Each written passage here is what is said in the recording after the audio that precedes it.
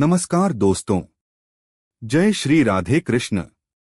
आप सभी का एक बार फिर से स्वागत है हमारे चैनल भजन कहानी में।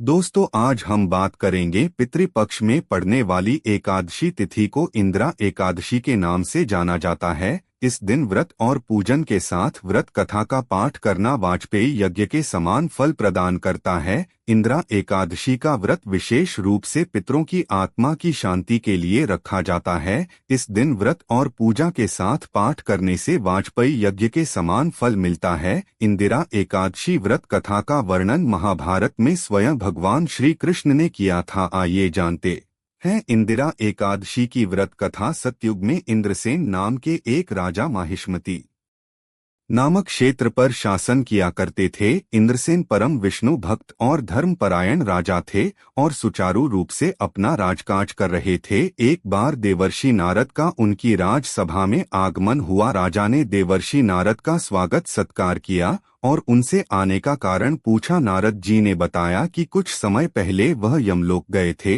और वहां पर उनकी मुलाकात राजा इंद्रसेन के पिता से हुई थी। नारद जी ने कहा, आपके पिता ने आपके लिए एक संदेश भेजा है। उन्होंने कहा है कि उनके जीवन काल में एकादशी का व्रत भंग हो जाने के कारण उन्हें अभी तक मुक्ति नहीं मिल पाई है और उन्हें यमलोक में ही रहना पड़ रहा है। उन्होंने कहा कि जाकर मेरे पुत्र और संतानों से कहना कि यदि वह अश्विन कृष्ण पक्ष की इंदिरा एकादशी का व्रत रखें तो उसके भाग से मुझे मुक्ति मिल जाएगी। नारद मुनि की बात सुनकर राजा इंद्रसेन ने व्रत करने का विधान पूछा और व्रत करने का संकल्प लिया। राजा ने पितृपक्ष की एकादशी तिथि पर विधि पूर्वक व्रत का पालन किया और अपने पितरों के निमित्त मौन रहकर ब्राह्मण भोज और गौदान किया। इस प्रकार राजा इंद्रसेन के व्रत और पूजन के भाग से उनके पिता को यमलोक से मुक्ति मिली और उन्हें वैकुंठ लोक की प्राप्ति हुई। उस दिन से ही इस व्रत का नाम इंदिरा एकादशी पड़ गया